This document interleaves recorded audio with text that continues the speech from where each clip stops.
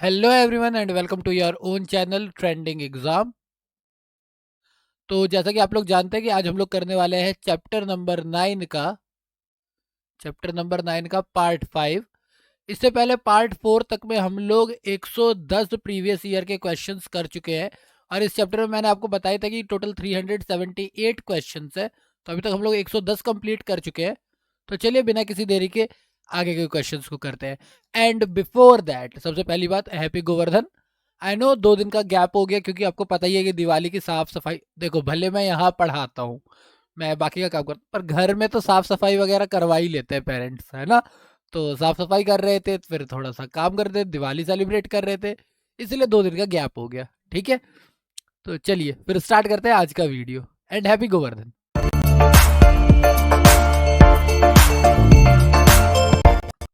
तो आज का हमारा सबसे पहला क्वेश्चन है क्वेश्चन नंबर 111 शगुन वाला। निम्नलिखित में से किस बैंक द्वारा सिंपली क्लिक क्रेडिट कार्ड योजना प्रारंभ की गई?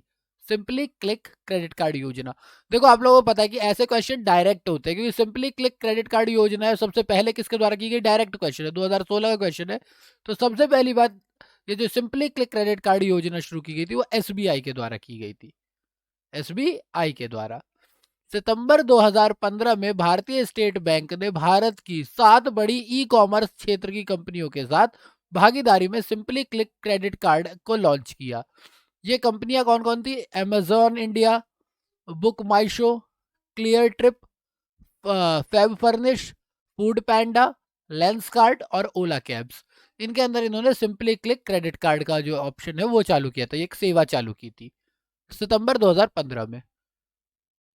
क्वेश्चन नंबर 112, निम्नलिखित निजी बैंकों में से किस बैंक ने चीन में सर्वप्रथम अपनी शाखा स्थापित की थी? अगर आप लोगों को याद हो तो ऐसा एक क्वेश्चन हमने पहले भी पढ़ा था, ठीक है, कि सबसे पहले इंटरनेशनल कौन सा गया था और उसका एसबीआई था आंसर।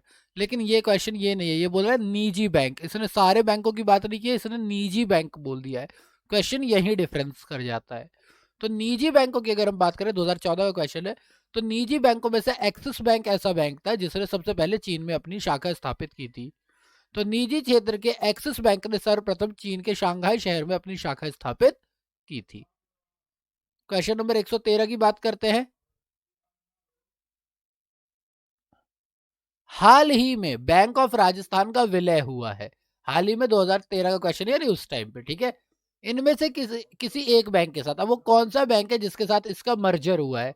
ठीक है, बैंक ऑफ राजस्थान का।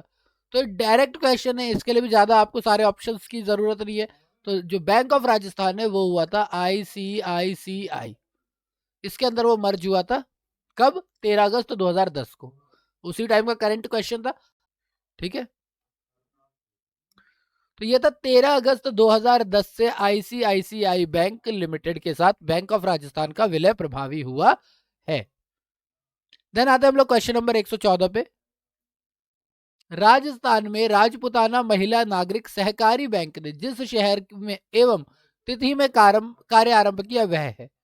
डायरेक्ट क्वेश्चन है कि भैया राजपुताना महिला नागरिक बैंक सहकारी बैंक ये कहां पर है, कौन से शहर में और कब से ये स्टार्ट हुआ? 2007 का है, डायरेक्ट क्वेश्चन है। तो ये सबसे पहले शुरुआत हुआ था जयपुर में, ठीक है, और 30 अगस्त को शुरुआत हुई थी इसकी। राजपुताना महिला नागरिक सहकारी, तो इसकी शुरुआत हुई थी जयपुर 30 अगस्त, ये हमारा करेक्ट ऑप्शन होगा। क्लियर? जयपुर की राजपुताना महिला नागरिक सहकारी बैंक ने 30 अगस्त 1995 से कार्य आरंभ किया था। वही क्वेश्चन नंबर 115 की बात करते हैं। निम्नलिखित में से कौन सी संस्था दीर्घकालीन औद्योगिक वित्तीयन में संलग्न है? यानी कि long term industrial financing. Industrial financing, कौन सी ऐसी ऑर्गेनाइजेशन है कि लॉन्ग टर्म इंडस्ट्रियल फाइनेंसिंग कर रही है? आईसीआईसीआई, आईडीबीआई, आईएफसीआई या इनमें से सारे? तो अगर हम बात करते हैं तो लॉन्ग टर्म के लिए तो ये सारे के सारे ही काम कर रहे हैं, तो डी हमारा करेक्ट ऑप्शन होगा, ठीक है।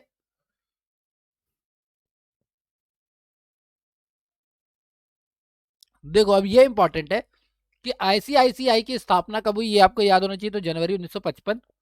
आईडीबीआई की स्थापना कब हुई? जुलाई 1964। आईएफसीआई की स्थापना कब हुई? जुलाई जुलाई 1948। यानी अगर हम बात करें तो सबसे पहले आईएफसीआई खुली, फिर उसके बाद हमारी आईसीआईसीआई खुली और लास्ट में आईडीबीआई खुली। ठीक है। उपयुक्त तो तीनों संस्थानों द्वारा औद्योगिक क्षेत्र को दीर्घकालीन एवं मध्यकालीन वित्तीय सहायता उपलब्ध कराई जाती है।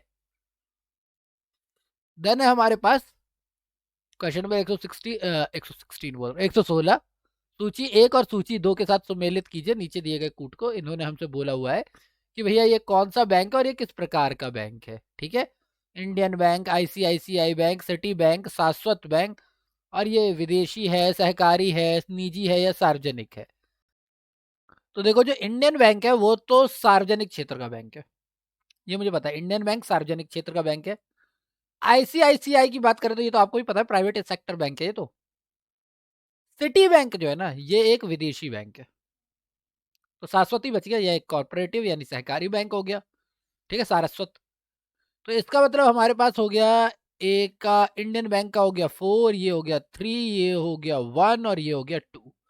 4 3 1 2, 4 3 1 2 4, 4 3 1 2 डी। डी हमारा करेक्ट ऑप्शन होगा।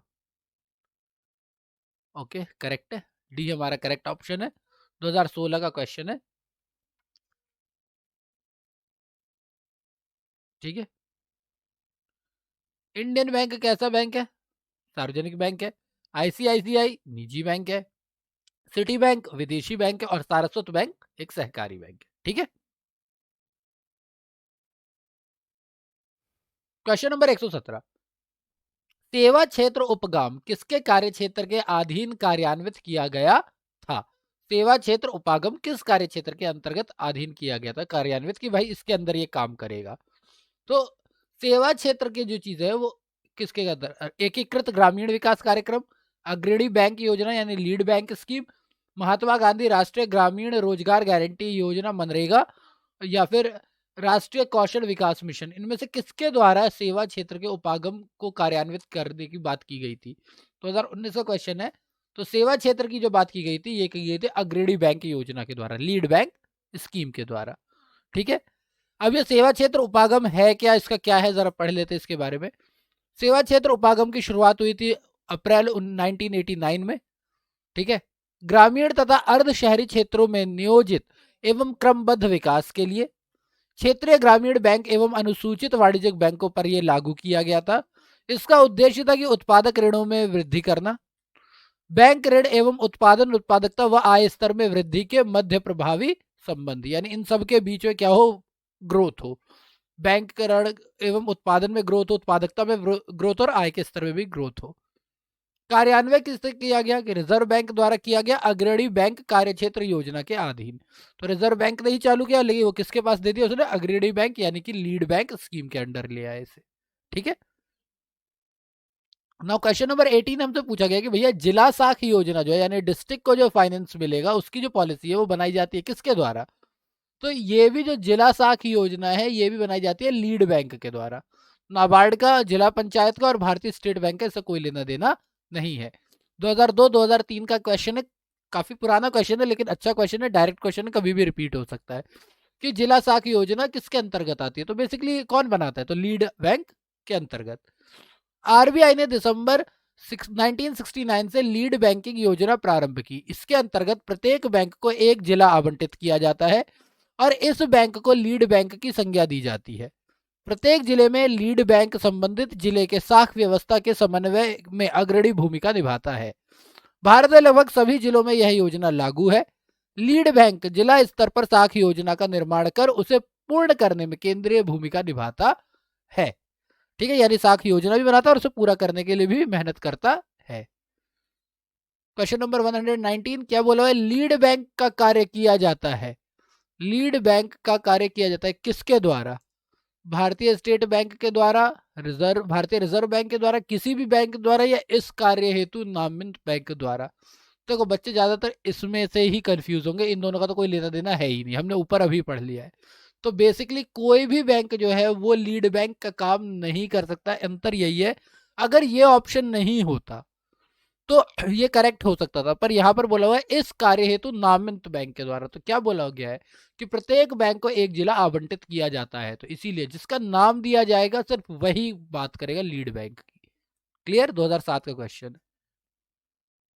क्वेश्चन नंबर 120, लीड बैंक योजना का प्रमुख उद्देश्य है कि क्या है, लीड बैंक योजना जो बनाई जा रही है उसका मेन उद्देश्य क्या है? बड़े बैंक प्रत्येक जिले में अपने कार्यालय खोलने का प्रयास करें। ओके।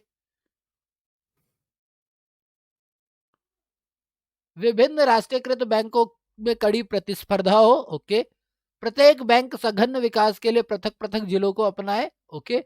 या फिर सभी बैंक अपने पास जमा राशि जुटाने का गहन प्रयास करें। तो बाकी के तीन ऑप्शन तो मेरे समझ नहीं आ रहे, पर हमें तो यही बोला गया था ना कि प्रत्येक बैंक सघन विकास के लिए पृथक पृथक जिलों को अपनाए, क्योंकि लीड बैंक जो है वो जिला के स्तर पर ही तो काम करती है।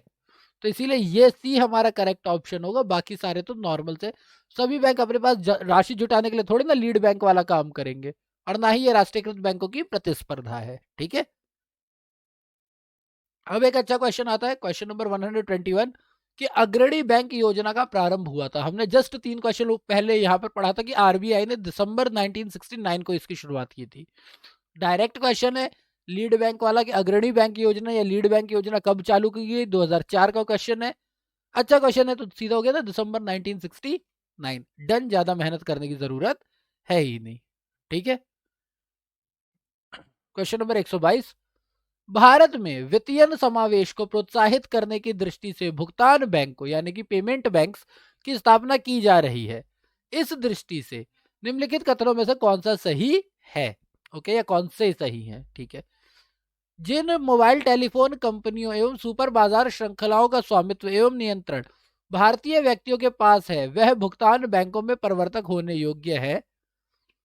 भुगतान बैंक क्रेडिट कार्ड एवं डेबिट कार्ड दोनों जारी कर सकते हैं। ओके। और भुगतान बैंक ऋण देने का कार्यकलाप नहीं कर सकते हैं। तो ये 3 पॉइंट दे रखे हैं, इनमें से पेमेंट बैंक से रिलेटेड जो बात सबसे ज्यादा गलत है, गलत जो है, मैं सही तो पता ही चल जाएगा, गलत जो है वो है सेकंड। भुगतान बैंक क्रेडिट कार्ड एवं डेबिट कार्ड दोनों जारी कर सकता है, ये बात गलत है। बाकी पहला और तीसरा बिल्कुल सही है कि जिन मोबाइल टेलीफोन कंपनियों या सुपर बाजार श्रृंखलाओं के पास का स्वामित्व भारतीयों के हाथ में होगा, उनको ही हम भुगतान बैंक में कन्वर्ट करेंगे, और यह ऋण देने का कार्यकलाप भी नहीं कर सकती है। ये बिल्कुल करेक्ट है। तो इस हिसाब से केवल 1 और 3 ऑप्शन नंबर बी हमारा करेक्ट है। ठीक है। चलिए ठीक है। 2016 का क्वेश्चन था ये।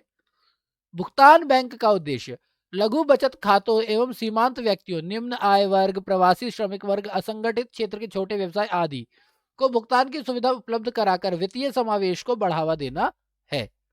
भुगतान बैंक यानी पेमेंट बैंक्स के संदर्भ में आरबीआई द्वारा जारी दिशा निर्देशों के अनुसार जिन मोबाइल टेलीफोन कंपनियों एवं सुपर बाजार श्रृंखलाओं का स्वामित्व एवं नियंत्रण भारतीय व्यक्तियों के पास है, वे भुगतान बैंक के परिवर्तक होने के योग्य हैं। भुगतान बैंक ऋण देने का कार्यकलाप नहीं कर सकती। यद्यपि ये एटीएम या डेबिट कार्ड तो जारी कर सकते हैं, पर इन्हें क्रेडिट कार्ड जारी करने का अधिकार नहीं है। भुगतान बैंकों के लिए न्यूनतम चुकता इक्विटी पूंजी 100 करोड़ रुपए है। ठीक है। अब ये एक अच्छा वर्ड आया, प्रतिच्छाया बैंकिंग क्या है? प्रतिच्छाया को मेरे ख्याल से शैडो कहते हैं। शैडो, हाँ। प्रतिच्छाया बैंकिंग क्या है? शैडो बैंकिंग क्या है? बैंक के कार्य को बैंक द्वारा आउटसोर्स करना, गैर बैंकिंग वित्तीय संस्थाओं द्वारा वित्तीय एवं अन्य गतिविधियों को संपन्न करना, घरेलू बैंकों के विदेशों में गतिविधि, या विदेशी बैंकों द्वारा दूसरे देश के अंदर बैंकिंग क्रियाएं एवं अन्य गतिविधियां करना। 2014 का क्वेश्चन है, काफी अच्छा क्वेश्चन है, क्योंकि लोग कंफ्यूज हो गए कि भैया ये है क्या चीज। तो देखिए, शैडो बैंकिंग का जो सीधा सीधा मतलब वो होता है कि गैर बैंकिंग वित्तीय संस्था जब वित्त का काम करने लगे और अन्य काम करने लगे, तो उसमें फिर दिक्कत आती है, उसे शैडो बैंकिंग कहते हैं। ठीक है। प्रतिच्छाया बैंक यानी शैडो बैंकिंग से तात्पर्य गैर बैंकिंग वित्तीय संस्थाओं द्वारा वित्तीय एवं अन्य गतिविधियों को संपन्न करना है। इसे हम आभासी बैंक व्यवस्था भी कह सकते हैं। इसमें अनेक गैर बैंकिंग वित्तीय मध्यस्थ परंपरागत वाणिज्यिक बैंकों के समान ही ग्राहकों को सेवाएं उपलब्ध कराते हैं, मगर उन पर ना तो सरकार और ना ही केंद्रीय बैंक का कोई नियंत्रण होता है। सिंपल। ये सरकार से बाहर होते हैं, और साथ ही साथ कहते हैं केंद्रीय बैंक का भी यानी आरबीआई का भी इन पे कंट्रोल नहीं होता। क्वेश्चन नंबर 124, भारत में वित्तीय क्षेत्रों में सुधार में शामिल है, यानी वित्तीय क्षेत्रों का जो सुधार में क्या क्या शामिल है? सीआरआर एसएलआर को कम करना, बीमा क्षेत्र में निजी कंपनियों का प्रवेश, ब्याज दर का अवनियमन, या फिर कि उपयुक्त सभी। तो फाइनेंशियल क्षेत्र के जो सुधार है जो आपके वो लिए गए थे, कहते हैं रिजॉल्व करने के लिए जो तरीके किए गए थे, फाइनेंशियल किया गया था, उसके अंदर 2015 का क्वेश्चन है। इसके हिसाब से अगर मैं बात करूं तो सारे के सारे ही ऑप्शन करेक्ट है। वित्तीय क्षेत्र में सुधार के लिए सीआरआर एसएलआर को कम किया गया था, बीमा क्षेत्र में निजी कंपनियों को प्रवेश दिया गया है, ब्याज दर का भी अवनियमन किया गया है। भारत में वित्तीय बैंकों के सुधारों में उपयुक्त तीनों शामिल हैं। समग्र आर्थिक सुधारों में अनेक क्षेत्रों को समाहित किया गया है। ये क्षेत्र निम्नलिखित है: औद्योगिक लाइसेंसिंग प्रथा को हटाना, ठीक है, विदेशी निवेश पर प्रतिबंध हटाना, आयात शुल्क में कमी लाना एवं मात्रात्मक तरीकों को चरणबद्ध तरीके से हटाना, बाजार की शक्तियों द्वारा विनिमय दर का निर्धारण, वित्तीय क्षेत्र में सुधार, पूंजी बाजार का उदारीकरण, सार्वजनिक क्षेत्रों के निजी क्षेत्र का निवेश, निजीकरण, उत्पादक शुल्कों में कमी, आय एवं निगम कर में कटौती, सेवा कर को शुरू करना, शहरी सुधार, गैर विकास मूलक व्यय में कमी यानी सरकारी स्टाफ कम करना, पेंशन संबंधी सुधार, मूल्य संवर्धी को शुरू करना, रियायतों में कमी और FRBM एक्ट 2003 का प्रतिपालन। ये सारे आपके क्या थे? फाइनेंशियल जो आपको सुधारा गया था उसकी बात कर रहे हैं, ठीक है। तो ये सारी चीजें हमने काम की थी किसके अंदर? फाइनेंशियल सुधार के अंदर, यानी कि वित्तीय सुधारों के अंदर। क्वेश्चन नंबर 125, जब से भारत में आर्थिक सुधार कार्यक्रम चलाए गए हैं तब से बैंकों के वैधानिक तरलता अनुपात यानी SLR एवं नगद कोष अनुपात यानी CRR के संदर्भ में निम्नलिखित में से कौन सा सही है? सही है, सही नहीं है और सही है, इस पे आपको खास ध्यान देना होता है। ए, SLR और CRR दोनों में वृद्धि की गई। सेकंड, SLR में कमी की गई लेकिन CRR को बढ़ाया गया। थर्ड की बात करते हैं कि SLR में वृद्धि की गई और CRR में कमी की गई, या फिर SLR और CRR दोनों में कमी की गई। तो रियल बात यह है कि जब से हमने ये इकोनॉमिक को सुधारने की बात की थी, मैं वर्ड बोल रहा हूँ सुधार के लिए, जो वर्ड था ना वो वर्ड दिमाग में नहीं आ रहा है मेरे अभी एकदम से। सुधार के लिए रेजोल्यूशन नहीं था, कहते हैं स्टेबलाइजेशन नहीं था, एक वर्ड था बिल्कुल ही दिमाग से निकल गया है मेरे अभी, ठीक है। आर्थिक सुधार को कहते हैं वो, मैं कहता हूँ एकदम से दिमाग से निकल गया है। करेक्शन तो होगा नहीं ना इसका, एकदम से कभी कभार होता नहीं दिमाग से निकल जाना, वैसे ही हुआ है मेरे साथ अभी। खैर, तो मैं सुधारों से काम चला लेता हूँ, आर्थिक सुधार से काम चला लेता हूँ। जैसे हाँ, आर्थिक सुधार वैसे ही हमारा फाइनेंशियल यानी वित्तीय सुधार। तो ये बात सही है कि जैसे ही वो आए थे 1991 की बात करें, न्यू इकोनॉमिक पॉलिसी यानी NEP की बात हो रही है यहाँ पर। तो न्यू इकोनॉमिक पॉलिसी या भारत का जो आर्थिक सुधार की अगर हम बात करते हैं, इकोनॉमिक डेवलपमेंट की बात करते हैं अगर हम लोग, 1999 का ये क्वेश्चन है, तो उस टाइम पे SLR और CRR दोनों में कमी की गई थी। SLR और CRR दोनों में कमी की गई थी। डी हमारा करेक्ट आंसर होगा। नरसिम्हन समिति की सिफारिशों को स्वीकार करते हुए RBI ने SLR को वर्ष 1991 में 38.5 से घटा करके अक्टूबर 1997 में 25% कर दिया था। CRR में भी समयानुसार परिवर्तन होते रहे। मई 1996 में CRR 13% था, जिसमें कालांतर में कमी की प्रवृत्ति रही। 1999 में CRR को घटा करके 9% कर दिया गया था। 31 मई 2000 तक दो स्थिति के अनुसार CRR 4% और SLR 18% के स्तर पर है। तो आप देख ही रहे हो, जब से न्यू इकोनॉमिक पॉलिसी आई है CRR और SLR जो है लगातार कम होता जा रहा है। और CRR SLR के कम होने का मतलब है कि मार्केट में मनी का फ्लो बढ़ता जा रहा है, जिसकी वजह से महंगाई बढ़ ही रही है। क्वेश्चन नंबर 126, सूक्ष्म वित्त यानी कि माइक्रो फाइनेंसिंग निम्न आय वर्ग के व्यक्तियों के लिए वित्तीय सेवाओं का प्रावधान कराता है। यह सेवाएं उपभोक्ताओं और स्वरोजगार में जुटे व्यक्तियों दोनों को प्रदत्त की जाती है, यानी प्रदान की जाती है। सूक्ष्म वित्त के अंतर्गत जो सेवा या सेवाएं उपलब्ध कराई जाती है वो कौन सी है? यानी सूक्ष्म वित्त के अंदर क्या क्या चीजें आती है? ऋण सुविधा आती है, बचत सुविधा आती है, बीमा सुविधा आती है, निधि अंतरण सुविधा आती है, यानी फंड ट्रांसफर, ठीक है। तो अगर मैं बात करूं माइक्रो फाइनेंसिंग की, तो माइक्रो फाइनेंसिंग के लिए चारों ही चीजें हैं। ऑप्शन देख लेते हैं, एक, एक, चार, डी। डी हमारा करेक्ट है। ऋण की सुविधा भी प्रदान की जाती है, बीमा की भी, बचत की और निधि अंतरण की भी करवाई जाती है माइक्रो फाइनेंसिंग। 2011 का क्वेश्चन है, पढ़ लेते जरा इसके बारे में। भारत में सूक्ष्म वित्त यानी माइक्रो फाइनेंसिंग का प्रारंभ 1980 के दशक में के प्रारंभ में छोटे स्तर पर स्व सहायता समूहों के गठन के माध्यम से हुआ। वो सेल्फ हेल्प ग्रुप जो होते हैं ना, उनके गठन की वजह से माइक्रो फाइनेंसिंग की शुरुआत हुई। वर्तमान में सूक्ष्म वित्त के तहत उपलब्ध कराई जाने वाली वित्तीय सेवाओं में क्या क्या शामिल है? ऋण प्रोवाइड करवाती है, बचत प्रोवाइड करवाती है, बीमा प्रोवाइड करवाती है और फंड का ट्रांसफर भी प्रोवाइड करवाती है। ठीक है, क्वेश्चन नंबर 127। भारत में सार्वजनिक क्षेत्रों के बैंकों के संचालन के संबंध में निम्नलिखित कथनों पर विचार कीजिए। ठीक है, पब्लिक सेक्टर बैंक की बात कर रहे हैं। ओके, पिछले दशक में भारत सरकार द्वारा सार्वजनिक क्षेत्र के बैंकों में पूंजी के अंतर्वेशन में लगातार वृद्धि हुई है। ओके, देखो ये तो पॉइंट वैसे ही सीधा सीधा गलत हो गया, क्योंकि 1991 के बाद से की बात करूं या लगातार की बात करता जाऊं, सार्वजनिक क्षेत्र के बैंकों में पैसा लगा कहां रही है सरकार? सरकार तो हटाती जा रही है। सेकंड, सार्वजनिक क्षेत्र के बैंकों को सुव्यवस्थित करने के लिए मूल भारतीय स्टेट बैंक के साथ उसके सहयोगी बैंकों का विलय किया गया। ये बात तो बिल्कुल सही है, क्योंकि एसबीआई के साथ तो बहुत सारे बैंकों को मिलाया ही गया, अभी मिलाया गया है, ये तो 2016-17 के करीब है ना। तो अगर इसके हिसाब से बात करूं तो केवल सेकंड पॉइंट सही है, बाकी गलत है, तो यानी बी हमारा करेक्ट ऑप्शन होगा।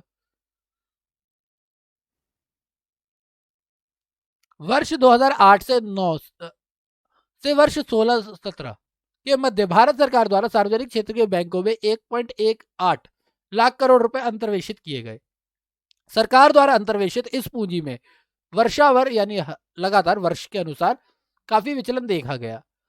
इसमें क्रमिक वृद्धि का अभाव दिखाई देता है, अतः कथन एक असत्य है। ठीक है, यानी कि अंतर है, लगातार वृद्धि तो नहीं ही हुई है। सार्वजनिक क्षेत्रों के बैंक भारतीय स्टेट बैंक तथा इसके 5 सहायक बैंक जैसे कि स्टेट बैंक ऑफ बीकानेर एवं Jaipur, State Bank of Hyderabad, State Bank of Mysore, state Bank of Patiala और स्टेट बैंक ऑफ रावणकोर रावणकोर मैं क्या कर रहा हूँ, त्रिशूल वाला है ना, त्रावणकोर, रावणकोर कर रहा हूँ कुछ, त्रावणकोर का विलय सार्वजनिक क्षेत्रों के बैंकों में सुधार एवं उन्हें सुव्यवस्थित करने के दिशा में उठाया गया महत्वपूर्ण कदम था। कौन कौन से 5 bank? State Bank of Bikaner एवं Jaipur, State Bank of Hyderabad, State Bank of Mysore, State Bank of Patiala और स्टेट बैंक ऑफ त्रावणकोर। ठीक है, इससे स्टेट बैंक के आकार में वृद्धि होगी और उसकी परिचालन दक्षता में सुधार होगा। बैंकों के पर्यवेक्षण की दृष्टि से भी यह सहायक होगा। एसबीआई और उसके सहायक बैंकों का विलय न केवल एसबीआई की दृष्टि से सुधारात्मक है, अपितु यह अन्य सार्वजनिक क्षेत्रों के बैंकों को भी सुव्यवस्थित या सुदृढ़ कराने का मार्ग प्रशस्त करेगा, अतः केवल कथन 2 सत्य है। चलिए, क्वेश्चन नंबर 128। भारत में किसी वाणिज्यिक बैंक की परिसंपत्ति में निम्नलिखित में से क्या शामिल नहीं है? अगर मैं वाणिज्यिक बैंकों के असेट्स की बात करता हूं तो इनमें से क्या शामिल नहीं है? अग्रिम, जमा, निवेश या फिर मांग तथा अल्प सूचना मुद्रा, money and call and short notice. Money and call एवं शॉर्ट नोटिस, इनमें से कौन सा इसकी संपत्ति नहीं है? अगर मैं संपत्ति की बात करूं तो भारत का कोई भी वाणिज्यिक बैंक जो होता है उसके लिए जो जमा होती है वो उसका दायित्व होता है। ठीक है, जमा जो होती है वो उसका क्या होता है? दायित्व होता है, वो उसकी परिसंपत्ति नहीं होती है। इसीलिए जब भी आप बैंक में कोई भी पैसा जमा करवाते हैं तो उस अमाउंट के बाद वो लोग सीआर दे देते हैं। सीआर यानी बैंक वालों से आप इतना पैसा ले सकते हैं। ठीक है, तो ये बैंक के लिए दायित्व होता है, ये क्या होता है? ये परिसंपत्ति नहीं होती है। 2019 का क्वेश्चन है, प्रश्नगत विकल्पों में से भारत के में किसी वाणिज्यिक बैंक की परिसंपत्ति में जमा शामिल नहीं होता है। वाणिज्यिक बैंक की परिसंपत्तियों के अंतर्गत money and call and short notice cash fund, baseless with RBI, निवेश, सरकारी प्रतिभूतियां, अन्य अनुमोदित प्रतिभूतियां या गैर अनुमोदित प्रतिभूतियां यानी कि रजिस्टर्ड और नॉन रजिस्टर्ड शेयर्स, ऋण एवं अग्रिम आदि शामिल है। जबकि जमाएं जो है, या सावधि जमाएं हो, मांग जमाएं हो, दोनों ही बैंक की देयता यानी लाइबिलिटी का भाग होती है। चलिए, क्वेश्चन नंबर 129। वाणिज्यिक बैंकों द्वारा दिए जाने वाले लोन लुभावन ऋण यानी टीजर लोन क्यों कर आर्थिक चिंता का विषय है? ठीक है, पहला दे रखा है लोक लुभावन ऋण यानी टीजर लोन अधोमुख ऋणों यानी सब प्राइम लैंडिंग का ही एक रूप समझे जाते हैं तथा बैंकों को यह जोखिम रहता है कि भविष्य में उनका ऋण चुकता ना हो। ठीक है। देश में लोक लुभावन ऋण यानी टीजर लोन मुख्यतः अनुभवहीन उद्यमियों को उत्पादन संबंधी एवं निर्यात इकाइयां स्थापित करने के लिए दिए जाते हैं। नहीं, टीजर लोन का सेकंड का तो कोई लेना देना नहीं है, ऐसा तो नहीं होता है ना, ये तो नहीं होता कि किसी को भी उठा करके पैसा दे दो, नहीं ऐसा नहीं होता। तो ऑप्शन 1 करेक्ट है, ए हमारा करेक्ट आंसर होगा। ऐसा नहीं होता टीजर लोन की बस उठा के पैसा दे दो, नहीं ऐसा नहीं होता, ऐसा बांट के नहीं आते हम लोग। ठीक है। अरे कहा गया, सही से हो ना। वाणिज्यिक बैंकों द्वारा दिए जाने वाले ऋण लोक लुभावन ऋण यानी टीजर लोन कहलाते हैं, जो ऋण लेने वाले व्यक्तियों की ऋण को चुकाने की क्षमता एवं अन्य मानकों को बिना ध्यान रखे हुए प्रदान किए जाते हैं। ऐसे ऋणों पर प्रारंभिक वर्षों में ब्याज की दर आकर्षक रूप से कम हो रहती है और बाद के वर्षों में बढ़ जाती है। लोक लुभावन ऋण अधोमुखी ऋण यानी सब प्राइम लोन्स का ही एक स्वरूप है तथा इनमें बैंकों के समक्ष यह जोखिम रहता है कि भविष्य में उन्हें पैसे ना मिले। इस प्रकार ऋण मुख्यतः अल्प या मध्यम आय वर्ग के व्यक्तियों को गृह ऋणों के रूप में प्रदान किया जाता है, यानी बेसिकली हाउस लोन के तौर पर ज्यादातर ऐसा लोन प्रोवाइड किया जाता है। लेकिन ये नहीं कि आप इंडस्ट्री सेटल करने के लिए ले लो, ये बात गलत है। कोर बैंकिंग समाधान यानी कोर बैंकिंग सॉल्यूशन पद कभी कभी समाचारों में दिखाई देता है, यानी ये पॉइंट हमें कभी कभी मार्केट में सुनने को मिलता है, न्यूज में सुनने को मिलता है। निम्नलिखित में से कौन सा इस बात को इसकी सही एक्सप्लेनेशन है, कोर बैंकिंग सॉल्यूशन की एक्सप्लेनेशन इनमें से कौन सी सही है? यह बैंक की शाखाओं का तंत्र है जो उपभोक्ताओं को अपने खातों का संचालन बैंक की किसी भी शाखा से कर सकने की सुविधा देता है, चाहे उन्होंने अपना खाता कहीं भी खोल रखा हो। यह व्यावसायिक पर कंप्यूटरीकरण के माध्यम से आरबीआई का नियंत्रण बढ़ाने का एक प्रयास है। यह एक विस्तृत प्रक्रिया है जिसके द्वारा विशाल नॉन फार्मिंग यानी अनर्जक परिसंपत्तियों वाले बैंक का अधिग्रहण दूसरे बैंकों द्वारा किया जा सके। देखो, सुधार के तौर पे तो ये दोनों पॉइंट भी पढ़ने में सही लग रहे हैं, लेकिन अगर कोर बैंकिंग सॉल्यूशन की बात करें तो ये यही बात है कि भैया आपका खाता किसी भी बैंक में हो, ठीक है, संचालन बैंक के किसी भी शाखा से कर सकते हैं, आपका खाता कहीं पर भी हो, आप उसी बैंक के किसी भी शाखा में जाकर के आप अपना लेन देन कर सकते हैं। तो ये करेक्ट होगा, कोर बैंकिंग सॉल्यूशन यही है। जरा पढ़ लेते इसके बारे में। कोर बैंकिंग का आशय नेटवर्क से जुड़ी बैंक शाखाओं द्वारा मुहैया कराई जाने वाली बैंकिंग सेवाओं से, यानी नेटवर्क से जुड़ी हुई। कोर बैंकिंग के अंतर्गत ग्राहक बैंक की किसी भी शाखा में के खाते का संचालन अन्य शाखाओं से भी कर सकता है। जैसे कि मान लो दिल्ली में मैं रहता हूँ और मेरा मेरा अकाउंट है लाजपत नगर में, लेकिन मैं कहते हैं लाजपत नगर में रहता हूँ, लेकिन अगर मैं करकलडूमा के पास जाकर के भी वहां के किसी ब्रांच में अपना चेक देता हूँ या पैसे निकालना चाहता हूँ तो मैं आराम से निकाल सकता हूँ, एक ही बैंक की अलग अलग ब्रांचेस में। कोर बैंकिंग के अंतर्गत अनेक सेवाएं उपलब्ध कराई जाती है, जैसे एनीवेयर बैंकिंग या कहीं भी बैंकिंग, साधनों की तीव्रता से हस्तांतरण आदि। कंप्यूटरीकरण के माध्यम से आरबीआई का नियंत्रण बढ़ाना एवं बैंकों का अधिग्रहण का इससे कोई लेना देना नहीं है। ठीक है। क्वेश्चन नंबर 131, हाल ही में भारत सरकार ने किस संस्था में लगी रिजर्व बैंक ऑफ इंडिया की पूंजी स्टेक को क्रैक किया है? यानी भारत सरकार ने लगा रखी थी, कहां पर इसको कर लिया, क्रैक कर लिया। 2007 का क्वेश्चन है, तो यहां पर इसका जो आंसर है हाल ही में भारत सरकार ने किसको क्रैक कर लिया, तो ये था स्टेट बैंक ऑफ इंडिया। ठीक है।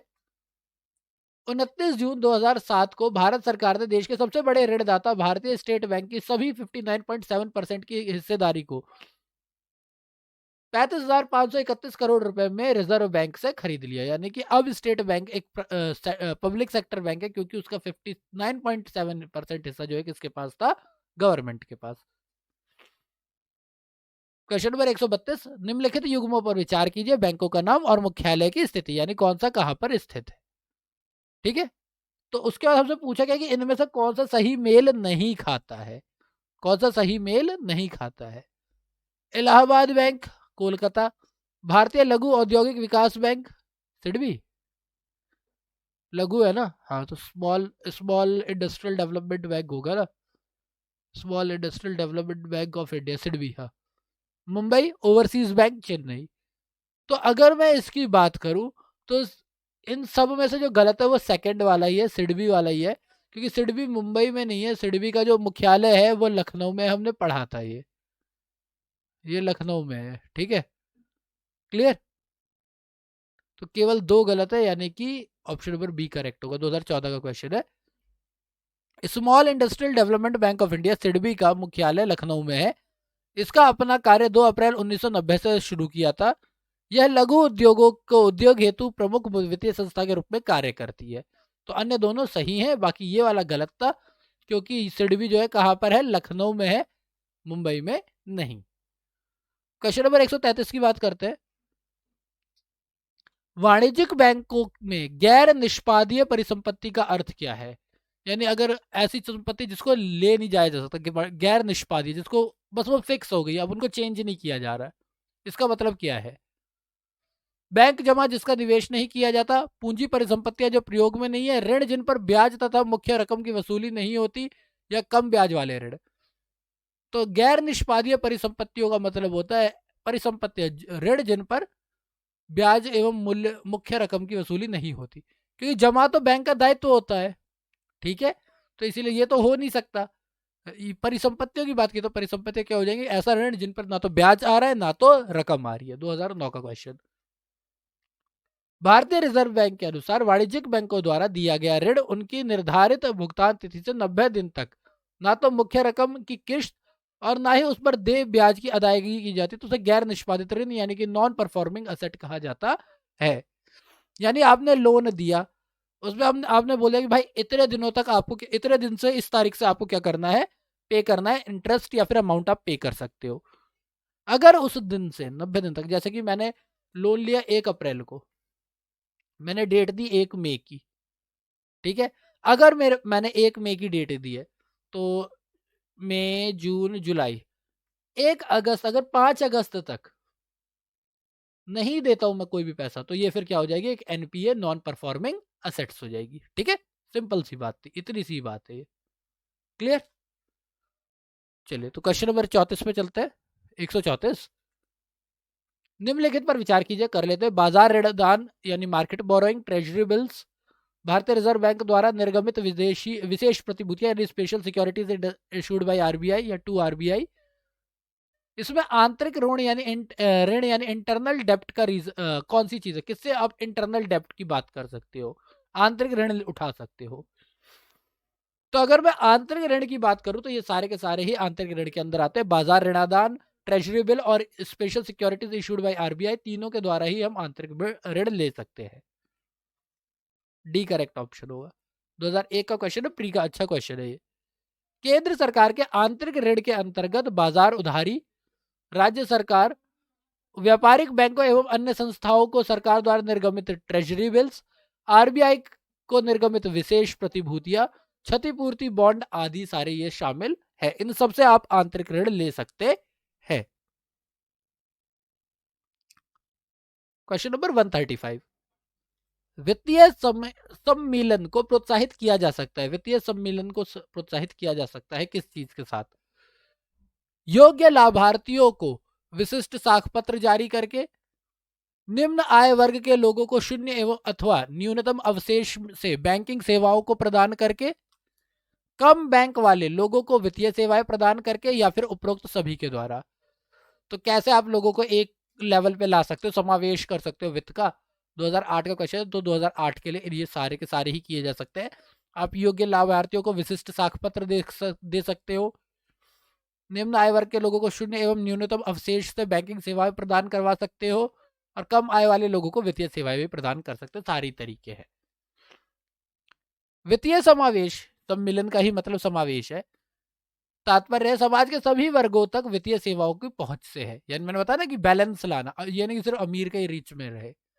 आरबीआई के अनुसार वित्तीय समावेशन से अभिप्राय अल्प आय तथा कमजोर वर्ग के उस बड़े समूह से को जो सामान्य रूप से प्रचलित बैंकिंग प्रणाली से बैंकिंग सेवा तथा लाभ प्राप्त करने से वंचित रह जाता है, वहनीय लागत पर बैंकिंग सेवाएं उपलब्ध कराना है। यानी एक ऐसा ग्रुप जहां जो बैंकिंग सेवा यूज कर ही नहीं पाता है, उस तक एक ऐसी लागत के साथ लगाना कि खर्चा तो उसे भी पड़ेगा, लेकिन जो वहनीय हो, जो वो सह सके। ठीक है। प्रश्नगत तीनों कार्य वित्तीय समावेश को प्रोत्साहित करने में सहायक होंगे। क्वेश्चन नंबर 136 की बात करते हैं। निम्न में से एक वित्तीय समावेश की प्रक्रिया की सफलता में बाधक है। इनमें से कौन सा वित्तीय समावेशन के लिए दिक्कत करता है? निम्न आय, निरक्षरता, बैंक शाखाओं का अभाव या उपयुक्त में से सही? सभी। तो इंडिया में तो वित्तीय समावेश के लिए ये है ही, बिल्कुल ये रीजन है, उपयुक्त सभी सारे ही रीजन है। समावेश तो आप तब करोगे ना जब आय सबकी लगभग लगभग बराबर हो, लेकिन निम्न आय ग्रुप है, बहुत दिक्कत होती है। हम बैंकों में आज भी भारत में ज्यादातर लोग बैंकों पे भरोसा नहीं करते, निरक्षरता है उसका बहुत बड़ा रीजन है। और हमारा इंफ्रास्ट्रक्चर तो आपको पता ही है, तो बैंक शाखाओं का अभाव भी ये भी एक रीजन है। 2013 का क्वेश्चन है, वैसे तो एक ही बार आया है पर अच्छा क्वेश्चन है। वित्तीय समावेशन पर गठित समिति के अध्यक्ष डॉक्टर सी रंगराजन के अनुसार वित्तीय समावेश वह प्रक्रिया है जिसके तहत वित्तीय सेवाएं सही समय पर और सही अनुपात में समाज के पिछड़े वर्ग एवं कम आय वर्ग के लोगों को कम लागत में उपलब्ध हो, यानी कि गरीब लोगों को इजीली अवेलेबल हो जाए। निम्न आय, निरक्षरता, बैंक से शाखाओं का अभाव तीनों ही वित्तीय समावेशन की प्रक्रिया में की सफलता में बाधक है। क्लियर? क्वेश्चन नंबर 137, निम्नलिखित समितियों में से किसके द्वारा वित्तीय समावेशन पर अपनी संस्तुतियां दी गई, यानी इनमें से कौन सी समितियां हैं जिन्होंने वित्तीय समावेशन के ऊपर बात की कि सिफारिश दी? संस्तुतियां का मतलब सिफारिश बताया ही था, तो अभी हमने जस्ट ऊपर पढ़ा था, देखो यहां पर डॉक्टर सी रंगराजन, सीधी बात है, वित्तीय समावेशन पर इन्हीं ने दिया था। क्या आंसर ये बताने की जरूरत है अब नीचे के ऑप्शन में? 2014 का क्वेश्चन है, सी रंगराजन समिति के द्वारा, सीधा डायरेक्ट क्वेश्चन है, वित्तीय समावेश सी रंगराजन। क्वेश्चन नंबर 138, निम्नलिखित में से कौन सा वित्तीय समावेश का उद्देश्य नहीं है, यानी इनमें से कौन सा वित्तीय समावेश का उद्देश्य नहीं है? गरीब आबादी के लिए वित्तीय सेवाओं का विस्तार करना, कमजोर वर्ग को संभावित समृद्धि के द्वार खोलना, बैंकिंग अधोसंरचना को सिकोड़ना, या फिर ग्रामीण बैंकों में वित्तीय सेवाओं का प्रसार। इनमें से कौन सा समावेश का उद्देश्य नहीं है? समावेश का मतलब क्या होता है कि भाई गरीब लोगों तक कम कॉस्ट के साथ बैंकिंग सेवाएं पहुंचाना, ठीक है। तो इसमें गरीब आदमी के लिए अगर वित्तीय सेवाओं का विस्तार करना है तो ये तो रीजन होगा ही होगा, बिल्कुल ये तो उद्देश्य है। कमजोर वर्ग के लिए समृद्धि के द्वार खोलना, ये भी होगा। ग्रामीण क्षेत्रों को ग्रामीण क्षेत्रों में वित्तीय सेवाओं का प्रसार, ये भी होगा। तो सिर्फ ये एक ऐसा है, बैंकिंग अधोसंरचना को सिकोड़ना, यानी बैंकिंग को सिकोड़ना एक ऐसा रीजन है जो कि शायद गलत है।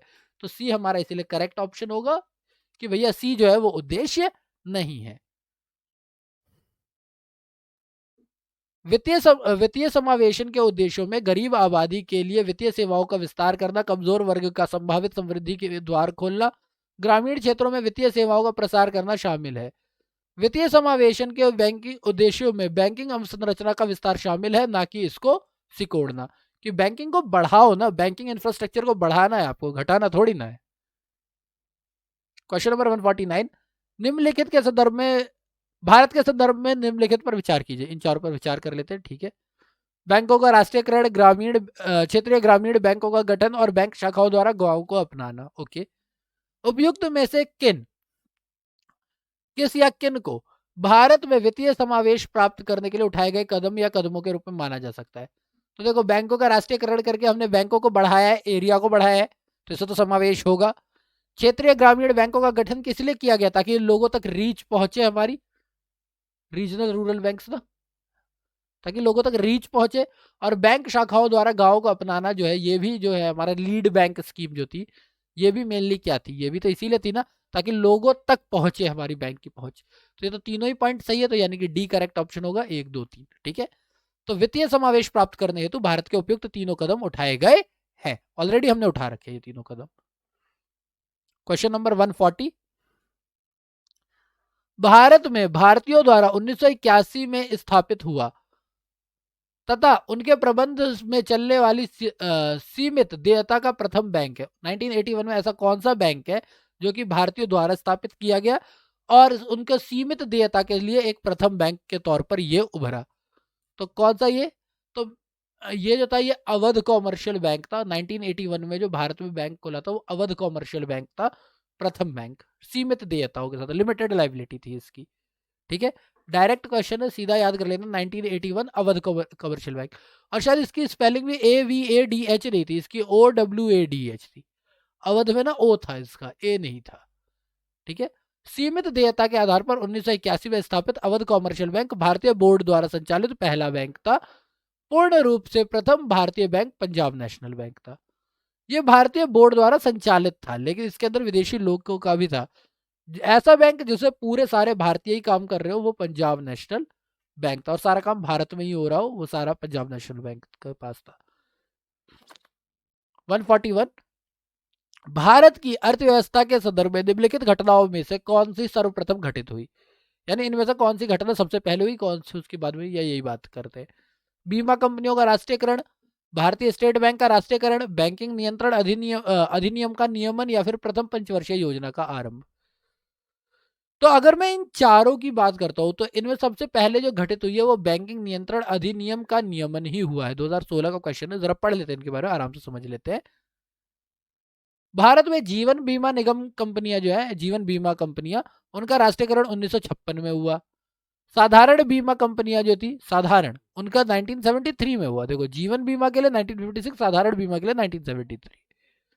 भारतीय स्टेट बैंक का राष्ट्रीयकरण 1955 में हुआ था। बैंक नियंत्रण अधिनियम यानी बैंकिंग रेगुलेशन एक्ट के जो स्थापना है वो 10 मार्च 1949 को हुई। और प्रथम पंचवर्षीय योजना 1951 को हुई। तो आपके पास डेट सारी आ गई, आप खुद ही देख लो कि कौन सा सबसे पहले हुआ था। ये 1951 है, ये 1956 है, ये 1955 है, और ये 1949 है। सबसे पहले यही तो हुआ। ठीक है।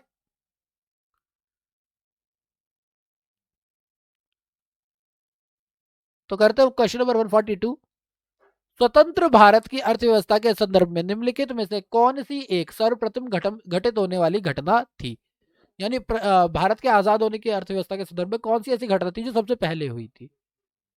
बीमा कंपनियों का राष्ट्रीयकरण, भारतीय स्टेट बैंक का राष्ट्रीयकरण, बैंकिंग रेगुलेशन एक्ट का अधिनियम, या पहली पंचवर्षीय योजना लागू करना। देखो, सिर्फ क्वेश्चन चेंज किया है, चीज बिल्कुल सेम उठा के दे दी है कि स्वतंत्र भारत के अर्थव्यवस्था के संदर्भ में सबसे पहली कौन सी घटना थी। तो हमने अभी पढ़ा कि बीमा कंपनियों का राष्ट्रीयकरण जो है वो 1959 में हुआ था। 59, 53, 59 में हुआ था ना, 1959 में हुआ था। 56, देखो यही तो याद करना कंफ्यूजन है। 1956 स्टेट बैंक का राष्ट्रीयकरण 1955 हुआ था, ये 1949 था, और ये था हमारे पास 1951। तो सबसे पहले कौन सा आया? Banking regulation act. क्लियर? ये हमारा करेक्ट ऑप्शन होगा। Question number 143। किसी अर्थव्यवस्था में यदि ब्याज की दर को घटाया जाता है, तो अगर ब्याज की दर को घटाया जाएगा तो क्या होगा? अर्थव्यवस्था के उपभोग व्यय को घटाएगा, सरकार के कर संग्रह को बढ़ाएगा, अर्थव्यवस्था में निवेश को बढ़ाएगा, या अर्थव्यवस्था में कुल बचत को बढ़ाएगा? तो मैं आपको सीधी सीधी बात इसको ऐसे ही समझ लो। 2014, अगर सरकार ने ब्याज की दर को घटा दिया, सरकार ने ब्याज की दर को घटा दिया, तो इसका मतलब यह है कि लोग ज्यादा से ज्यादा लोन लेंगे। लोग ज्यादा से ज्यादा क्या करेंगे? लोन लेंगे। और अगर वो लोन लेंगे क्योंकि इंटरेस्ट कम है, तो मार्केट में लिक्विडिटी बढ़ेगी, मार्केट में तरलता बढ़ेगी पैसों की, और तरलता बढ़ेगी तो ये निवेश व्यय को बढ़ाएगा, उपभोग व्यय को घटाएगा नहीं, और बचत को बढ़ाएगा भी नहीं। बचत को थोड़ा बढ़ाएगा पर निवेश ज्यादा बढ़ेगा इससे। ठीक है। किसी अर्थव्यवस्था में यदि ब्याज दर यानी इंटरेस्ट रेट को घटाया जाता है, तो अर्थव्यवस्था में उपभोग व्यय एवं निवेश व्यय को बढ़ाएगा। ये भी बढ़ता, घटता नहीं। ठीक है ना। निम्न ब्याज दर पे उधार लेना आसान होता है, जिससे कि देश में निवेश और उपभोग दोनों के लिए प्रेरित होता है। क्योंकि हमारी कुल आय का दो ही रूप होते हैं, या तो हम उपभोग करके बचत करें, या तो उपभोग करके निवेश करें। और हमने पढ़ा हुआ है कि एक बंद अर्थव्यवस्था में निवेश जो होता है वो बचत के बराबर ही होती है। तो इसीलिए हमारा निवेश बढ़ेगा, बचत बढ़ेगी, पर बेसिकली निवेश ही बढ़ेगा। मेन जो रीजन है वो निवेश बढ़ने की बात होगी। ठीक है। क्वेश्चन नंबर 114, 44, 114 कह रहा हूँ, 44। भारत में बैंकों द्वारा प्राथमिक क्षेत्र ऋणादान से तात्पर्य किसको ऋण देने से है? प्राथमिक क्षेत्र ऋणादान से किसको ऋण देने का मतलब बनता है? सिर्फ कृषि के लोगों को, सिर्फ लघु या माइक्रो एवं उद्यम छोटे उद्योगों को, दुर्लभ वर्ग को, या सभी को? तो करेक्ट आंसर जो है वो सभी है। प्राथमिक क्षेत्र के अंदर हम सभी को लेकर चलते हैं, यानी कि इन तीनों में से किसी एक को ले ले। तो बैंक हेतु ऋणादान में प्राथमिकता क्षेत्र में निम्नलिखित श्रेणियां शामिल है, कृषि शामिल है, लघु एवं सूक्ष्म उद्योग शामिल है, शिक्षा भी शामिल है, गृह भी शामिल है, एक्सपोर्ट क्रेडिट भी शामिल है, और अन्य तो बाकी तो कुछ होंगे तो वो होंगे ही होंगे। ठीक है,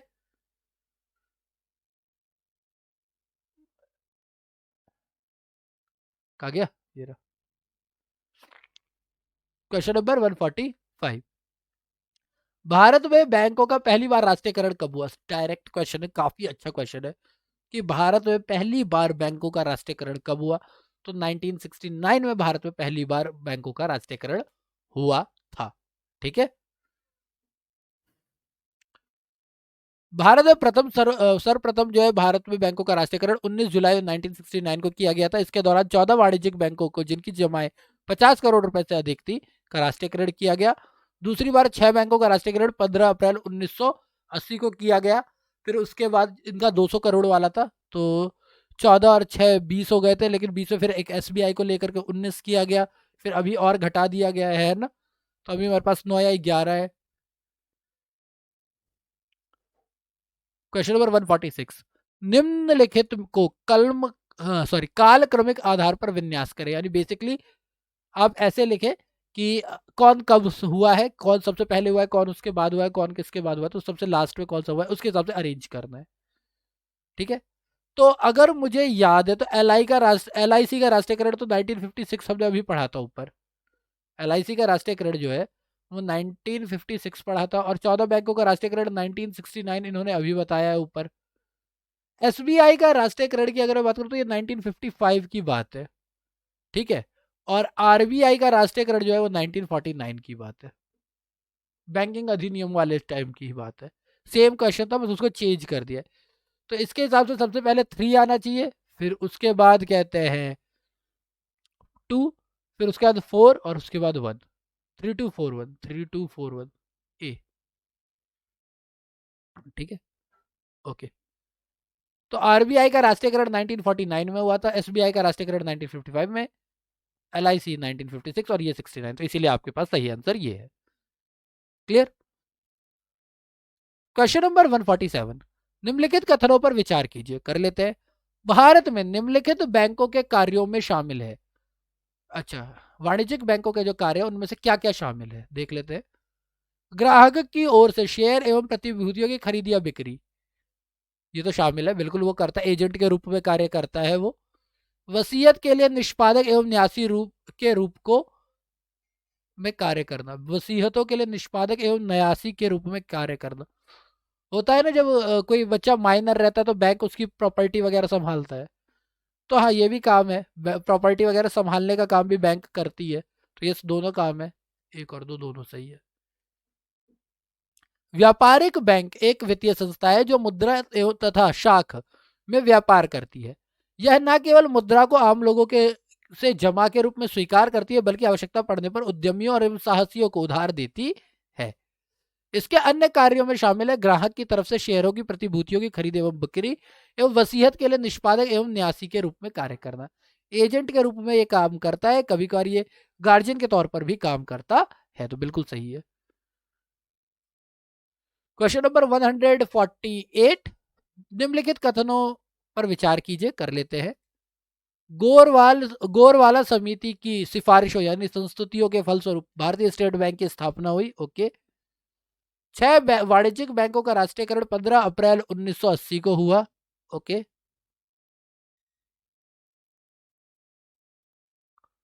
बोला इनमें से कौन सा कथन सही है और सही नहीं है? तो ये देखो, दूसरा वाला तो मेरे को यही से पता चल गया, 15 अप्रैल 1980 करेक्ट है ना, ये तो दूसरा वाला ऑप्शन तो सही है। ठीक है, तो ये गलत हो गया क्योंकि दूसरा वाला तो सही है। बात करते हैं पहले वाले की, तो ये बात सही है कि एडी गोरवाला समिति जो है उन्होंने ही कहा था, तो तब जाकर के एसबीआई की स्थापना की गई थी, तो इसलिए दोनों ही ऑप्शन सही है, बिल्कुल सही बात है ये। अखिल भारतीय ग्रामीण साख सर्वेक्षण समिति, जिसे एडी गोरवाला समिति के नाम से जाना जाता है, ने इंपीरियल बैंक के साथ कुछ राज्यों के संबंध बैंकों को मिलाकर के स्टेट बैंक ऑफ इंडिया की स्थापना की थी, की सिफारिश की थी, और 15 अप्रैल 1980 को 6 बैंकों का राष्ट्रीयकरण किया गया था, तो इसीलिए दोनों कथन क्या है, बिल्कुल सही है। क्वेश्चन नंबर 149 की बात करूं तो निम्नलिखित में से कौन सी एक वाणिज्यिक बैंक की परिसंपत्ति है? इनमें से कौन सा वाणिज्यिक बैंक का असेट्स है, यानी कॉमर्शियल बैंक के असेट्स है? किसानों को साख, जनता की जमा, भारतीय रिजर्व बैंक से ऋण, या उद्योगों की जमा डिपॉजिट। तो मैंने आप लोगों को बताया था कि जितना भी डिपॉजिट होता है वो बैंक की देयता होती है। अभी जस्ट पहले हमने थोड़ी देर पहले ही ये बात की थी कि बैंक के लिए क्या होती है, लाइबिलिटी होती है, उधार होती है, उन्हें ये पैसा देना है। और अगर वो बैंक से ऋण ले रहा है तो ये तो वैसे भी उसकी संपत्ति नहीं हो सकती। तो जो किसानों को साख दिया यही उसकी एक क्या होगी, परिसंपत्ति होगी। ए करेक्ट ऑप्शन होगा। किसानों को बैंक द्वारा प्रदत्त साख उनकी परिसंपत्ति है। बैंकों के अग्रिम को दो वर्गों में विभाजित किया जाता है, निष्पादीय परिसंपत्ति और गैर निष्पादन परिसंपत्ति। मैंने बताया था कि अगर आपने लोन दिया, लोन देने के बाद आपने एक डेट फिक्स कर दी कि उस डेट को आपको क्या करना है, इंटरेस्ट देना है। अगर उस डेट से 90 डेज तक ना तो आपके पास इंटरेस्ट आया ना तो आपके पास मेन अमाउंट आई, तो वो नॉन परफॉर्मिंग यानी गैर निष्पादीय परिसंपत्ति बन जाएगी, अदरवाइज वो परफॉर्मिंग एसेट्स बनी रहेगी। बैंक इन अग्रिमों को 4 विस्तृत भागों में विभाजित करता है, मानक परिसंपत्ति, उपमानक परिसंपत्ति, संदिग्ध संपत्ति और घाटा एवं हानि परिसंपत्ति। फिर इसमें 90 दिन होते हैं, 120 दिन होते हैं, 1 साल होता है, तो इस तरीके से ये बढ़ता है। ठीक है। क्वेश्चन नंबर 150, निम्नलिखित में से कौन बैंक भारतीय रिजर्व बैंक के नियंत्रण में है? यानी इनमें से कौन सा बैंक है जो भारतीय रिजर्व बैंक के अंडर काम करता है? Exim bank, IDBI bank, NABARD या सेंट्रल बैंक ऑफ इंडिया। तो अगर मैं बात करता हूं कि इनमें से कौन सा बैंक है जो कि किसके अंदर काम करता है, रिजर्व बैंक के अंदर, 1998 के हिसाब से, उस टाइम के हिसाब से, पहले क्वेश्चन का टाइम बहुत जरूरी है, तो उस टाइम के हिसाब से नाबार्ड जो था वो रिजर्व बैंक के नियंत्रणाधीन था, यानी वो रिजर्व बैंक के अंदर काम करता था। अक्टूबर 2010 को भारतीय रिजर्व बैंक द्वारा नाबार्ड ने अपनी 71.5% हिस्सेदारी 1430 करोड़ रुपए में भारत सरकार को हस्तांतरित कर दी। नाबार्ड आया, नाबार्ड ने कहा आरबीआई को, भैया ऐसा है, मेरे को दो, मैं उठा करके किसको दे रहा हूँ, सेंट्रल गवर्नमेंट को दे रहा हूँ। तो वर्तमान में अप्रैल 2019 से इसकी एवं एनएचबी की 100% अंशधारिता भारत सरकार के पास है। नेशनल हाईवे ब्यूरो है ना, एनएचबी, ठीक है। तो वो सारे की सारी बात जो है वो किसके पास है, वो सेंट्रल गवर्नमेंट के पास है। नाबार्ड, अब तो नाबार्ड भी आरबीआई के अंदर नहीं आता, पहले था ये। ठीक है।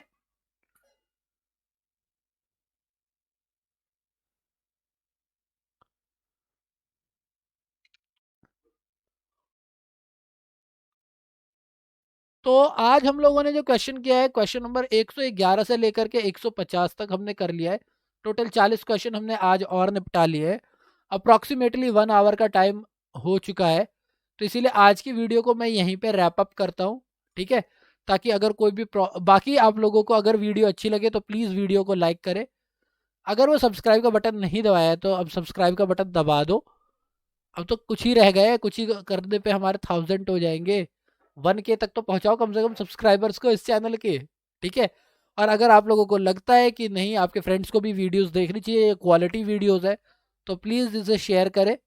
ठीक है, ज़्यादा से ज़्यादा शेयर करें।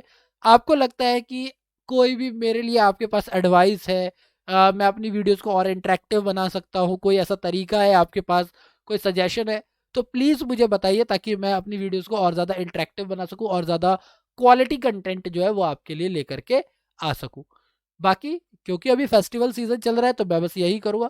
और फेस्टिवल सीजन के साथ दिल्ली में अगर आप लोग रहते तो आपको तो पता है कि यहाँ की एयर क्वालिटी इंडेक्स बहुत बेकार हो रखी है अभी, और 1 हफ्ते तक रहेगी ही।